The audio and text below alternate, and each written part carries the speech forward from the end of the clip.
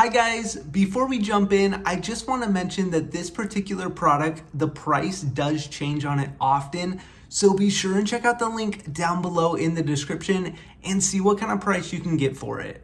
All right, let's jump in. In today's video, we're taking a look at this iSpring reverse osmosis system. Now, this reverse osmosis system features a multi-stage filtration system. And as you can see here, we've got 3 filters right there, which we'll talk about each one of those in just a moment. Now, one thing that's fantastic about this iSpring reverse osmosis system is that you do get a high amount of water output. This outputs 0.4 gallons per minute, which is actually pretty quick for a multi-stage filtration process. Now, in the back of this RO system is kind of our hub for all the different tubing and even the power adapter, which will plug in right there. All right, now let's take a look at the filters here. As you can see here, this is the reverse osmosis filter. Now, next we have the carbon block here. It is the skinniest filter here. Now, next we have at the bottom, we have the composite filter. Now, this one is a little bit thicker. It is similar to the reverse osmosis one. Now, one thing I really like about all of these filters is you can go ahead and just tightly push them in